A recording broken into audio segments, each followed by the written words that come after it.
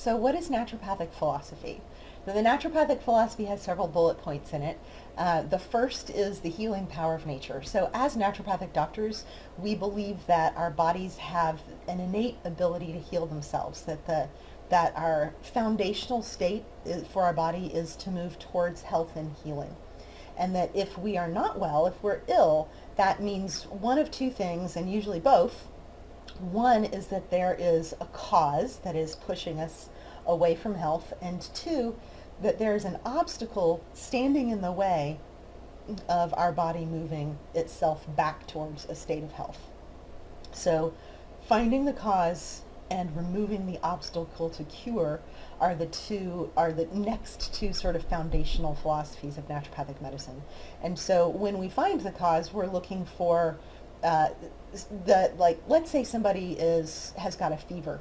So we will look at what's the pathogen, but then we'll also look at what's the terrain of their body, what allowed them to get sick. Is their immune system compromised, or is it running low? Are they stressed? Do they have blood sugar issues? So we sort of keep digging back until we find the root cause. And then we also look at what things are in the way. And a lot of times some of those root causes are also the obstacles to cure. So as a naturopathic doctor, we will not only give some sort of therapeutic, whether it is prescription, herbal, homeopathic, lifestyle, diet change, we'll do some sort of combination of therapeutics to relieve the symptoms, but at the same time we will also look at addressing the root cause and removing any obstacles to cure. The next philosophy of naturopathic medicine is that we will always apply what we call the least force intervention. So what that means is on a spectrum of all the different things that you could take to treat an illness or treat a symptom, there's things that are very, very benign, like going to bed on time, or eating broccoli, or changing your diet, not eating sugar, something like that, that doesn't have any negative impact on the body.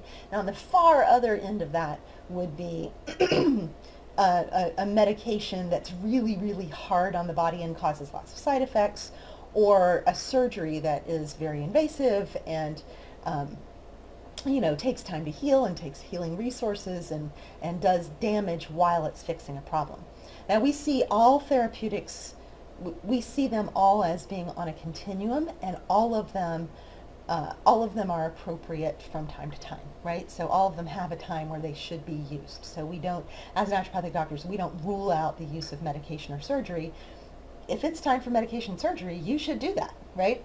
But if there's a way to address it without the medication or surgery, we will tend to try to find the kind of treatment that will disturb the body the least and give you the best chance at restoring health, removing the obstacle to cure, and treating the cause, as opposed to just trying to block the symptom. So that's a big philosophical difference between medical doctors and naturopathic doctors.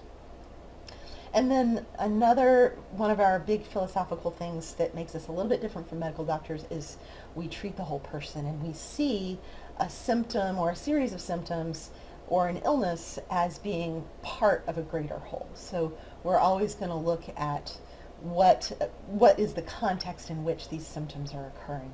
And we don't treat just a symptom, we'll treat the whole person by looking for the cause, finding the obstacle to cure, boosting their immune system, reducing their stress load, improving their hormone balance, all those things. So we see each individual symptom or each individual illness as something that is part of a larger web of connected things inside of that organism or that person. So that set of philosophies, when you apply that to a case, leads you to different therapeutics and a different approach with your patients than the sort of linear algorithmic approach that conventional medicine will take, where often, not always, but often the primary goal is to just eliminate the symptom or statistically reduce a risk factor or something like that. So while our understanding of how the body works and how pathology works on a physiological and biochemical level is the same, what we decide to do about it and how we approach the quote right answer, which there is not a right answer, but the right answer is going to be pretty different between a naturopath and a medical doctor. So Here's a great example. So if a patient tells me that their main complaint is they're deeply, deeply fatigued, this is what happens in my brain. So the patient says, "Doc, I am so tired." And then my brain says, what could cause fatigue? And then this happens. All right, fatigue. Wow, so many causes. So as a naturopath, I'm going to look for all the possible causes of this fatigue. Anything from the obvious, like are they sleeping? Do they have insomnia? If they have insomnia, why do they have insomnia? Do they have insomnia due to stress or thyroid dysfunction or inflammation or anemia? Do they have sleep apnea? And if they have sleep apnea, why do they have sleep apnea? Is it allergies, or is it obesity? Is it inflammation? Do they have depression? If they do have depression, why do they have depression? Dehydration, allergies, stress. So, and then we're also going to look for causes of these causes. So, do they have anemia? If so, why do they have anemia? Is it because they don't have the nutrients that they're supposed to have? And if they don't have nutrients, why do they not have nutrients? So the cause of the cause. Inadequate nutrients from poor diet, or maybe they have a good diet, but they have the wrong bugs in their gut. And so that is causing them to not absorb the nutrients. And then if they don't have the right nutrients, either from poor diet or intestinal dysbiosis, is that causing the mitochondria to not function because the mitochondria don't have the nutrients that they need? And that's causing fatigue and depression, maybe causing insomnia. So you can see these things all tie together. Maybe the fatigue is from low thyroid, and the thyroid's also affecting their mood and their sleep. Same with adrenals. They can also affect sleep and energy, and maybe they're low adrenal because they've been stressed for a long time. And then we look for the cause of the cause of the cause. So we look at, do they have the intestinal dysbiosis? If so, why? Do they have parasites because they've been camping or traveling internationally? And they'll also look at toxic exposures, heavy metals, pesticides, plastics, mold exposure, things like that. Toxic exposures can gunk up everything. So they can change the intestinal flora, they can change the hormones, they can change mitochondrial function, they can change the immune system and make people prone to chronic infections.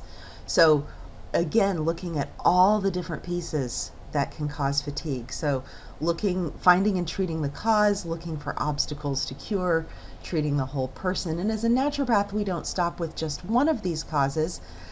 We will look at all of them and how all of them interact with each other and try to find the best leverage points to get us an improvement in the target symptoms, but also get improvement in overall function in the body. So that's what it looks like when a naturopath approaches just a single symptom. Yeah. So either naturopaths are crazy to have all that stuff going on in their head, or we're crazy cool. So that's what naturopathic thinking looks like, that sort of holistic, looking at all the parts, looking for the cause of the cause, the cause of the cause of the cause, looking for other obstacles that might be getting in the way of the body's natural inclination to heal itself, and treating the entire person. So that's sort of what naturopathic philosophy looks like.